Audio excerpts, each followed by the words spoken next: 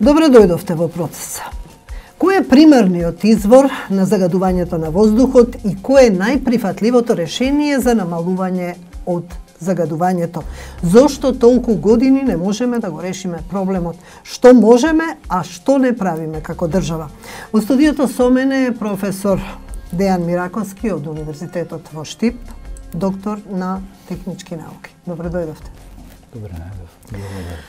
По долго топло лето и така топла есен, еве загадувањето повторно е топ тема на сите медиуми, во јавноста постојано се дискутира заради тоа, особено што Скопје, а и неколку други градови, Тетово, Кичево, се секогаш во првите 5, можам да кажам, најзагадени градови во светот, особено Скопје. Сите овие години како држава не успеавме да направиме ништо. Еве денеска наспроти критиките на јавноста дека премалку средства се одвојуваат од државниот буџет за оваа намена, министерот за животна средина рече дека па ние не сме Швајцарија и дека веќе еден чекор е направен. Толку години, а само сме на почетокот. Зошто? Само еден чекор.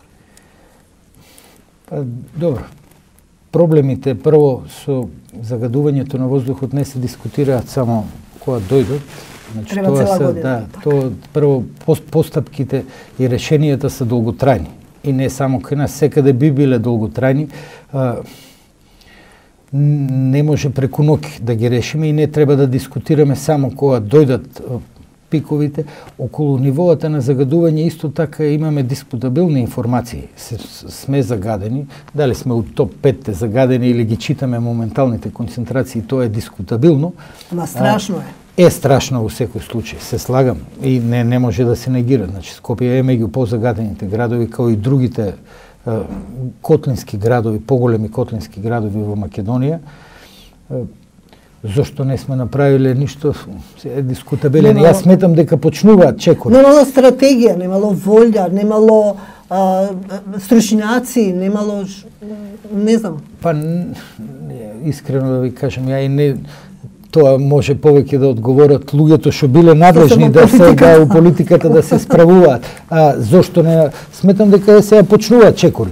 И постепено се прават чекори, веќе некое време се даваат некои субвенции за промена на системите за грејење, се засилува таа политика одредени, чекори почнуваат да се прават нели со обележувањето на возилата, планот за обележување на возила што повторно го предлог мерки со интензивирање на промена на системите на грејење, детектирање на главен фокус ставање на изворот на домаќинствата како... Ке дојдеме до тоа. Значи вас ве викнав, вие сте тука како гостин, бидејќи еве повод е тој елаборатот кој што сте работеле на повеќе студии, но еве повод ни е таа студија која што изработивте заедно со Александар Дединец од МАНУ, Елизабета Џамбаска од Економскиот институт и Даме Димитровски од Машинскиот факултет.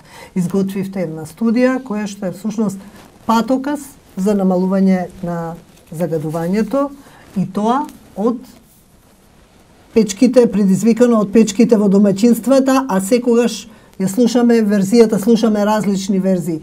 Индустрија, печки, возилата, примат се даде сега на возилата. Што е всушност примарниот? Кој е всушност примарниот загадувач? Студијата е насочена кон примарниот. Тоа е студија спонзорирана од UNDP во Македонија, мултидисциплинарен тим кој што во себе инкорпорираше и повеќе други документи работени дали у различни институции од Министерството, податоци од Министерство за животна средина. И интересно е насловена Скопје диша, реалност или утопија. Интересно, за тоа се одговорни луѓето од UNDP кои прилично добро пробаа да го направат употреблив и за властите и за пошироката јавност. Овој документ податоци со примери, и сметам дека Зошто домаќинствата? Зошто домаќинствата се примерниот фактор. Повеќе студии, не само нашата, и студиите кои што ги работеше Финскиот метеоролошки институт, и инвентарот на емитори за Скопје и во Република Македонија, кои што се документи на Министерство за животна средина, нотираат емисијата, главната загадувачка компонента се цврстите суспендирани честички. Главниот извор на тие честички по маса на годишно ниво се системите за грејање од домакинствата. У бројки кажано, значи околу 90% од вкупната годишна емисија, од вкупниот годишен товар во Скопје доаѓа од тие извори од домакинствата, а 10% се сите други извори заедно, вклучително сообраќај, индустрија, земјоделие, градежништво и така натаму. Дел се проценки, дел се прилично добро точно мерени податоци кога се прават тие инвентари. Дури со дополнителни студии што беа работени од страна на UNDP, Даме Димитровски работеа студија за начините на грејење, тие бројки изгледаат и малку поголеми. По-прецизни студии беа вфатени, мислам, околу 5000 домакинства, некаде околу 50%, не ме фаќајте точно за бројките, меѓутоа околу 50% од домакинството во Скопската котлина, во агломерацијата се греат на биомаса. Дали тоа значи дека сиромаштијата си го направи своето, економската криза, па луѓето се ориентираат, го откажуваат парното грејење, се ориентираат кон... Тука е дефинитивно економскиот момент. Тоа е за сега најевтин начин на грејење, иако е дискутабилно, ако подобро размислите, има и примери у нашиот документ, има примери дека со подобро планирање може да се заменат овие извори и дури домакинствата да заштедат. Освен што може да заштедат, ако па тоа се субвенционира, може многу побрзо да се спроведе и да се го заштитат и своето здравје, затоа што они не се извор само на загадување надвор на атмосферата, и домовите кои што се греат на дрва, ако печките се стари или горивото е неквалитетно или пак многу често се спомнува и точно горат секакви материјали. Значи не се знае каде е позагазен, внатре или надвор. Да, опасноста е поголема дури во домовите кои што ги користат тие средства отколку што е надвор. Или заедно и на двете места. Може ли градот Скопје тука да влие во делот на урбанизмот, во делот на изолацијата? Какви мерки вие предвидувате во... А таму имаше, значи, генерално документот е насочен, стратегијата беше насочена кон целосно подобрување, значи не само замена на изворите на понудени беа палети како субвенции. Тоа е еден од аспектите, една од можностите. Во нашиот документ има прецизно разработени, тоа го работеше колегата Дединец, имаат прецизно разработени постапки на замена, не само пелетите, као пелети, туку и вклучување на топлински пумпи, ги викаат воздух-вода, или тоа популарно кажано се климатизерите, еден вид климатизери. Имате подобрување на енергетската ефикасност на објектите и сето тоа заедно во стапки да овозможи одредено намалување на емисијата и заштеда пред се на луѓето кои што тоа ќе го и враќање може би кон парното грејење. Да, замена во сите делови каде што е возможно да се направи таа мрежа, да се прошири и да се приклучат, пошто сега имате и делови кои се на мрежата воопшто не ја користат, тоа е дефинитивно најдобро решение. Ке помогнат ли овие мерки сега со налепниците, со возилата? Загадено е, енормно е загадено, се уште не се стапени на сила. Ке помогнат ли да се намали? Ја мислам дека треба да помине време за да се видат ефектите. Би било второ тие мерки со возилата повеќе ги сваќам као алатка која е можност кога дојде на вистина момент кој што е многу кризен или загадувањето е поголемо, да може да се полесно да се спроведат одредени акции и да помогнат да бидат малку поефикасни. Генерално нашите, тоа е стратегија која што треба во фази да се одвива до 2025 и ако целосно се спроведе, емисиите драстично се намалуваат, успротивно ќе растат. Според СЗО, еден загрижувачки податок од студијата која што ја работевте, дури 28 компоненти во емисиите од согорување на дрвата се дефинирани како токсични, од кои 14 се канцерогени. биомасата као извор на топлина или на енергија е прилично комплицирана, посебно ако не ја горите у соодветни ложишта. Сега не ми е баш специјалност, меѓутоа ако не ја горите у несоодветни ложишта, имате емисија и околу ложиштето, недоволно согорува, недоволното согорување прави и гасови и поголема количина на честички, и тие честички содржат генерално јаглерод, лесно се реагираат меѓу себе, реагираат со другите загадувачи од воздухот, па реагираат и со биоаеросолите, и целото тоа прави толку опасни смеси да прилично, тоа е најверојатно документ, цитирано од некој документ, и веројатно се точни констатациите дека голем дел од таа маса е опасна за здравјето, а дури некои се канцерогени. Предпоставувам и изголемен број на случаи. Кои се граничните, колкави се граничните препорачани лимити за концентрација на PM10 и PM2,5 частичките? Да. Граничните концентрации за PM10 се 24 часовна вредност, просечна вредност. Тоа е еден од главните извори на забуна. Значи, тие се мерат како просечна вредност за период од 24 часа и другиот индекс е за период од една година. За период од 24 часа за PM10 е 50 микрограми на метар кубен, а годишниот во Македонија моментално и у најголемиот дел на Европа е 40. Инаку препорачано од Светската здравствена заштита го спушти на 20, за PM10 е 25. Што значи тоа? Ние колку имаме? Колку пати е зголемено? Се тука колку пати е зголемено. Ако ги гледате бројките од референтните станици, у последниот период, иако имаше информации дека е 5, 10, 15 пати над нормалата, над дозволените вредности, у суштина се од 1,5 до некаде до кај 100 стига, значи тоа се 2 пати над дозволените.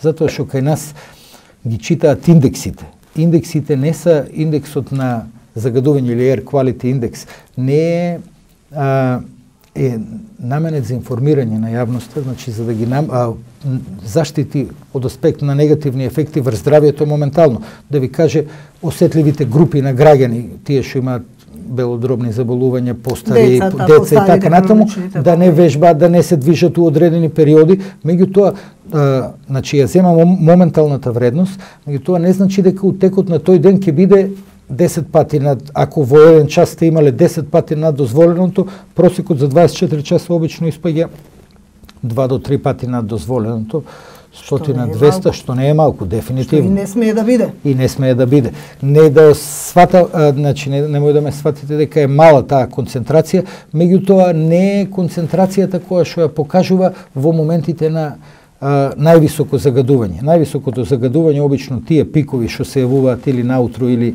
приквечер ради повеќе фактори, ради системите за грејење и ради временските метеоролошките услови, се можеби и по 10, 20, 30 пати над дозволено. Тоа веројатно треба да го кажат надлежните и тоа на начин на кој што граѓаните може да го разберат и граѓаните да бидат од секое време информирани. Индексите се наменети за информирање на граѓаните, како сега го толкуваме. Генерално Скопје и повеќето градови во Македонија се загадени над дозволеното. Со исклучок на некој пример Штип, ние имаме наши како универзитет метеоролошки станици, поставивме и од научен аспект, и бидејќи дел не беа покриени со мрежата од државниот мониторинг систем. И, например, имате градови Штип ради конфигурацијата и ради стално струење на воздухот ретко надминува, но ретко надминува и никогаш не е над дозволените норми. Просечно годишна концентрација беше 13 минатата година, дозволено е 40, бројот на надминување беше 1 минатата година, оваа веќе имаме 4-5 дена мирно време.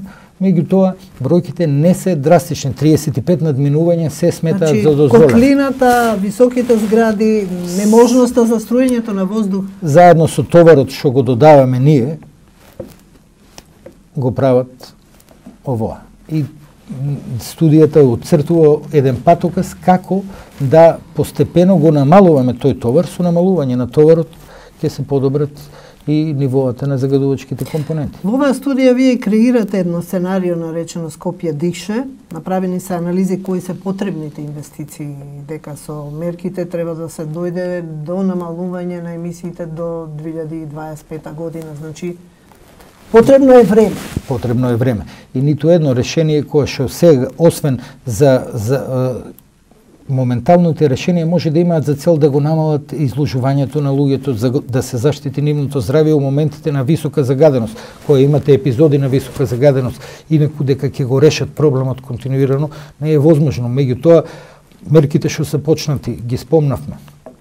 Од субвенции да ги кажеме, кои според вас се основните и Па генерално се нотирани у повеќе документи, значи подобрување на енергетската ефикасност, замена на системите за горење, биомасата, намалување на биомасата. Не верувам дека ќе може да се изфрли, меѓутоа драстично намалување на биомасата као извор, или ако се користи, да се користи у понови ложишта со поквалитетно согорување и така натаму. Од друга страна, префрлање на спомнувате и моментот на едукација на населението. Многу важно, затоа што Како да се направи едукација на населението? Во кој смисол едукација? Едукација на населението да се информираат, например, за опасностите и за бенефитите кои што ќе ги имаат ако ги заменат системите за грејење. Ако ги заменат системите, ја у тој правец лично ја гледам и интенцијата на воведување на систем за означување на возила или субвенциите, значи да ги натераме луѓето, да им покажеме на луѓето дека ако заменат систем за стар за грејење на биомаса на дрва, со нов систем ќе заштедат. Значи може да заштедат средства, ќе ја добијат истата топлина у домот. Ако ја изолираат, ако го изолираат домот, тие средства уште повеќе ќе се намалат што ги трошат за затоплување на домовите. Значи ќе имаат бенефит и економски и здравствен, затоа што пак ќе доби од друга страна поновите системи имаат помала емисија и внатре, не е воздухот само тоа што го дишеме, не е најчесто сме у затворени простори внатре, а не надвор, така да и внатрешниот воздух, квалитетот на воздухот во домовите има многу голема, или во канцелариите, во трговските центри, секаде кај што се движиме, има многу големо значење врз за здравјето на луѓето. За реализирање на ова сценарио, пресметавте дека се потребни 328 милиони евра до 2025 година. Со почеток со 1 милион евра за период од 2,5 години. Ми се чини дека сега се одобрени некои милиони и пол.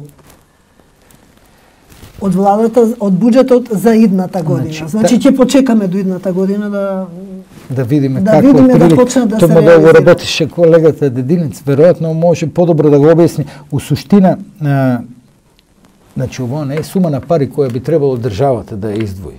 Значи толкова е вредноста на сите мерки кои што се нормално ако купувате возило, ако ве субвенционираат, ве субвенционираат да го купите возилото, вашето возило сигурно дел од средствата ги обезбедуваат граѓаните и они ќе имаат бенефит, тоа е сплет на вредности, значи сумата на средства на сите чинители и на граѓаните и на државата.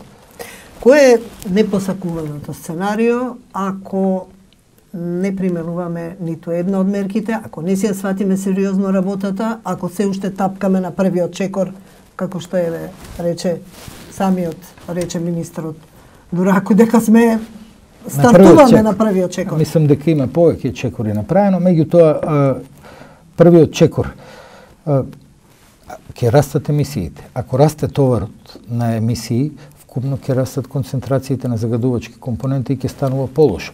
Ако и до сега имаме проблеми, значи сите и медиумските информации и научните информации зборуваат за зголемен број на заболувања, лекарите алармираат, мислам дека ќе станува полошо. Не гледам причина, бидејќи и сите мерки што се предложени се нешто кое што носи бенефит и од аспект, и од економски, и од еколошки аспект.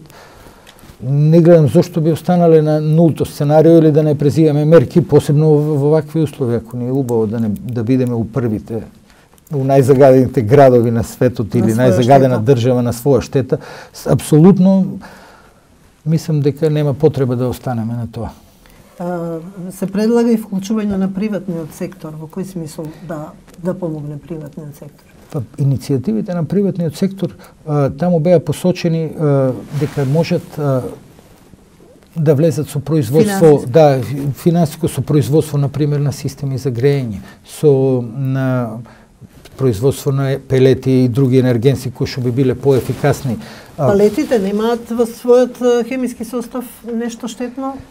Разликата меѓу биомасите, ако не се произведени правилно, може да имаат. Меѓутоа, кај пелетите разликата е у однос на биомасата на стандардните дрва, разликата е што согорувањето е многу подобро. Значи, ефикасноста на согорување е многу подобра и генерално би требало се да изгори, така да пелетите од тој аспект имаат помала емисија, инакво суштина и они се биомаса. Не би требало да имаат нешто недозволено. Пелетите мора да се прават по стандарди и да има сертификат за тоа што е составот на горивото. Што е со системот за мониторинг? Некои мерни станици не работат. Не знам сега вие колку ступатели во тоа. Како ќе го следиме загадувањето ако не знаеме, еве има некое ветување дека дури во наредната година ќе проработат некои мерни станици. Еве се најавува и дрон дека ќе ги лоцира загадувањата, не знам тоа колку ќе помогне. Системот за мониторинг на државата е прилично комплексен и треба да биде референтен. И тоа е разликата, значи вие не може да ставите било каков сензор, значи отчитувањето кое што го прават мора да биде прецизно и да имате доверба во него и тоа се доста скапи и тешки за одржување системи што ги имаат. Ние пробуваме као научна група да направиме индикативни, значи слични на референтните инструменти, кои што би можеле полесно со помали трошоци да се постават низ државата и да даваат информации. Имате и други групи на истражувачи кои што работат во оваа област. Меѓутоа има па и друга опасност да ставите ефтини сензори кои што не даваат точни информации, па целото тоа да дојде до паника и или до паника или да не бидат точни. Најголем дел од тие сензори знаат да даваат пониски вредности од реалните, од low cost сензорите што ги викаат. Мрежата е комплексна за одржување, веројатно потребни се поголеми инвестиции за да се држи во кондиција тој систем и е многу важен, пошто сите податоци за сите студии доаѓаат базично или од нив или од дополнителни мерења врзани на тој систем, така да е многу важно да функционира добро. Зошто него? Добро, вие како експерти работите на студии, на истражувања, вие, ваши колеги од други бранши, дали сте консултирани од надлежните, од градот, од, не знам, Министерството за животна средина, дали побарале совети од вас, дали тие студии се влезени некаде во нивните програми? Студијата ја водеше UNDP точно у која фаза, како е комуницирана, не знам, меѓутоа ние соработуваме и со Министерство за животна средина и со град Скопје. И моментално соработуваме и дел од информациите се движат од овој документ или од слични на него. Документи, бидејќи генерално не само на оваа студија, неколку студии поред ги даваат слични податоците и во финската студија и кај нас слични и барањата беа од невладиниот сектор, така да од прилика се движиме во исти правец. Тука имам некои податоци за 3,5 милиони смртни случаи на годишно ниво, поврзани со грејење на дрва. Тоа е или 370.000 прерани смртни случаи. Гледате, кај нас од PM2 частичките, да. PM2,5 е главната емисија од сите процеси на согорување, или тоа се частички под 2,5 микрона кои што влегуваат најдлабоко во белите дробови и ако ги содржат сите тие 28 токсични, од кои 14 канцерогени, резултатот и опасноста е очигледна. Тие се опасни затоа што се најмобилни, значи процесите на согорување резултираат со емисија на такви честички и тешко е, освен со замена целосна на системите, подобрување, модернизација, тешко е да ги избегнете. Ако голем број посиромашни држави, например, ги доминантно уште биомасата, ретко е кај другите во западните држави, например на Европа, генерално доминира гасот као гориво кој нема никаква емисија на цврсти честички, така да Сметам дека или топлинските пумпи кои што сега прават продор, таа технологија драстично ги намалува цените, а од друга страна има многу голема енергетска ефикасност и сметам дека овие бројки укажуваат дека треба побрзо да почнеме да работиме во тој правец, да ставаме посериозно, иако како што рековте долгорочни се мерките, а дотогаш секоја година ќе имаме подобрување и дотогаш ќе дишиме на прочистувачи дома. На прочистувачи дома. Треба да внимаваме, генерално не е исто, ја мислам имавме и ние истражување некои, не е исто загадувањето внатре и надвор. И внатре може да биде повисоко од надвор и обратно. Надвор може да биде многу подрастично.